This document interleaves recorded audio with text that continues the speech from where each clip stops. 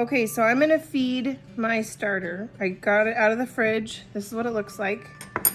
And then I got 2 bowls ready, and I put 1/4 of a cup of water in each bowl so far.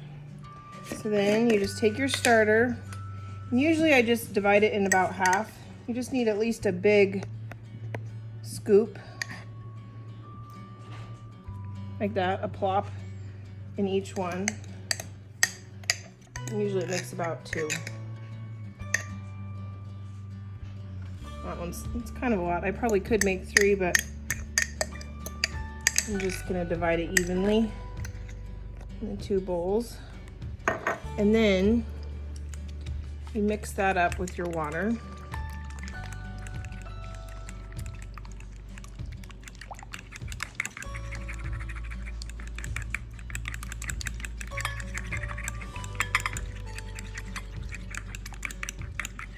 Until it's just milky, room temperature water.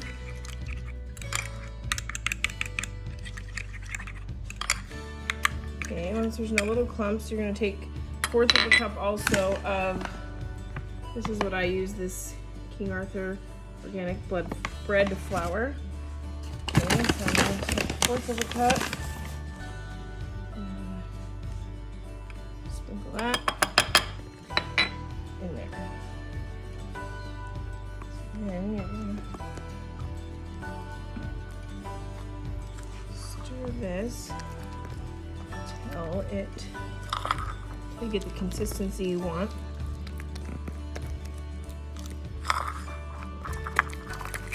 It should be kind of like sticky, like gummy. See how it kind of like sticks together, kind of like pancake batter.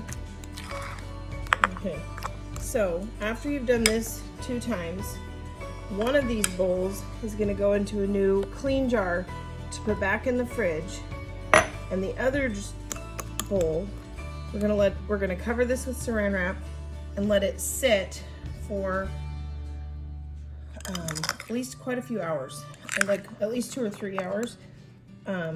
Until it gets bubbly, and then that's the active starter that you will make bread with.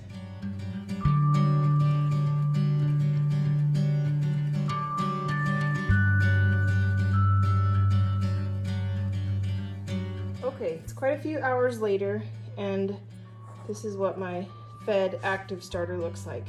So this is enough for 2 loaves of bread is what I usually make. So I could divide it out and do each loaf separately, but what I've been doing lately is just making one big batch of it all together. So 1 loaf is, like the recipe I sent you, 1.5 cups of water and 4 cups of flour, but we're gonna double it. So I have 3 cups of water in this bowl, and now I am going to put all of my starter in. I lost my camera crew, so I'll have to scoop that out in a minute. So see how it floats? You can put a little bit in and make sure that it is floating, and that means that it's active and ready to use. So since it's floating, it's ready to go. This is called a dough whisk, I think. Just makes it easy. So you're gonna whisk that in.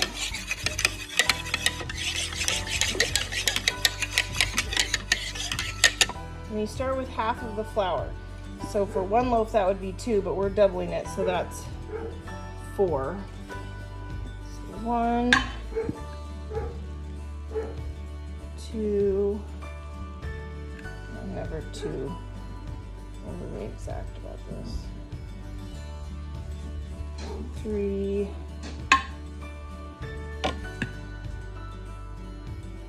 4. Then you're going to use that whisk for this part and just get it all stirred in. I'll show you what that looks like in 1 second. Okay, so now it's kind of like the gummy doughy dough. Then we're going to put the remainder of the flour in, so that means 4 more cups. 1, 2, 3, 4. So now this is where you're gonna have to start using your hands. So you, with the flour on top, you're gonna pull the dough up from the bottom, and you're folding it in. Kind of keep rotating your bowl and just folding it in as you twist it.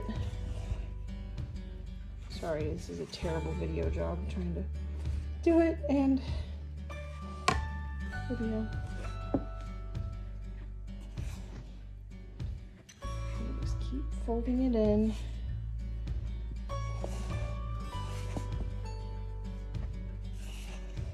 Alright, I'm just going to keep doing this for a minute. I'll show you what it looks like in a sec. Okay, so now my dough is pretty solidly stuck together, but it's shaggy is what they call it. So it's really like flaky looking, and that's good. So now that it's pretty well mixed together, but still very separate, we're gonna cover this with saran wrap or a wet cloth and let it rest for half an hour.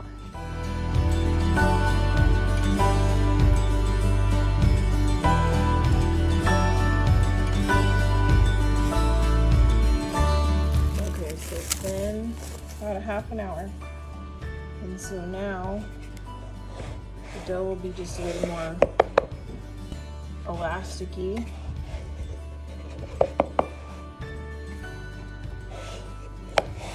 So now,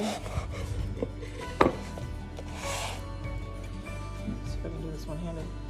So for each loaf, you do 1 tablespoon of flour. This is Redmond's real salt. It's got a really good flavor. I kind of do a heaping teaspoon of salt because I feel like it's not quite enough if it's level. So this is 2 loaves, so another 2 of these. So sometimes I sprinkle a little bit in at a time, and you can do that definitely. But now I'm gonna need 2 hands, and you're just gonna start kneading this. This part you can knead for a little while till you get the salt really mixed in. All right, I just have to show you this part.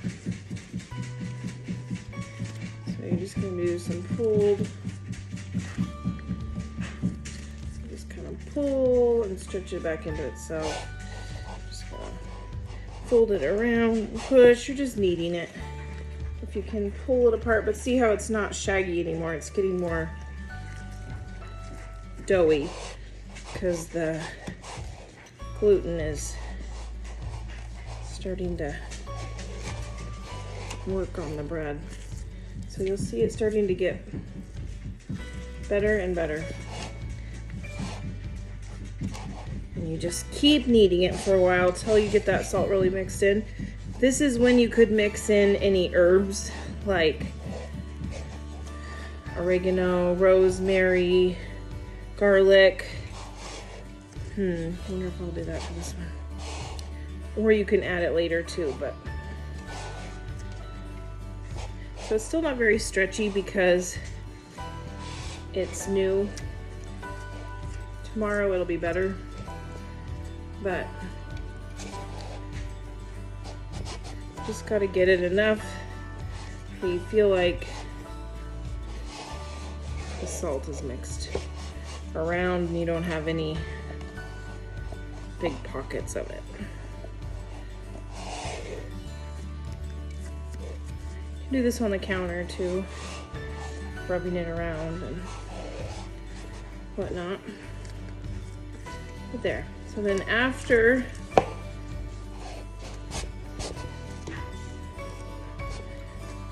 you get it nice and mixed in, put it in a bowl. We will cover it in a clean bowl on the counter overnight so that it can do its long proof. So it needs to be overnight or like at least 12 hours.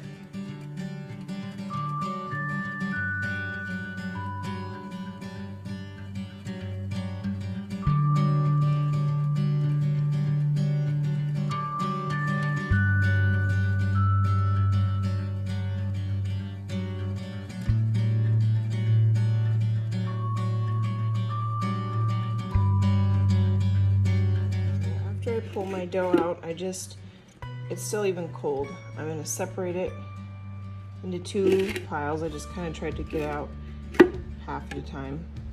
And now I am going to just shape it.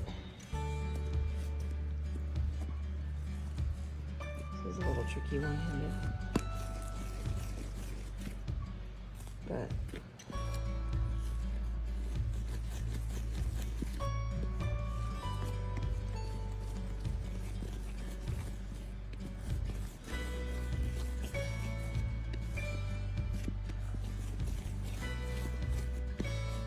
easier with 2 hands. Anyway, just like that. It doesn't have to be anything too exact. I'll do that one in a second. And then I'll cook it on parchment paper. So, hold on. After I put it on some parchment paper, this is a little razor blade you can buy. You can use a knife or anything, and you score the top in whatever cute design you want. A knife works too.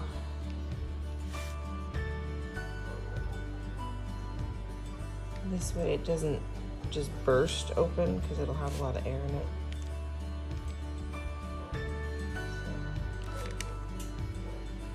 So, do something like that. All right, let's see how it looks. Oh, one more thing. So I just put it in my crock pot. So this is you just need a pot with a lid.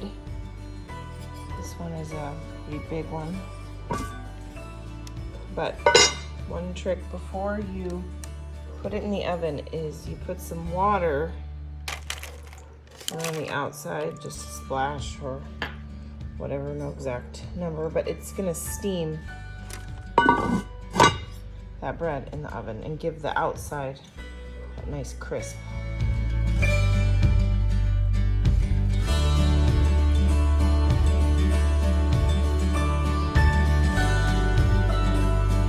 So I just got it out. I only let it cook about 2 more minutes because it started to get dark. So I think it is good. So now you let it cool off. You're supposed to let it cool for at least an hour because it kind of finishes cooking on the inside before you slice it. That's the hard part. So that's how we make bread.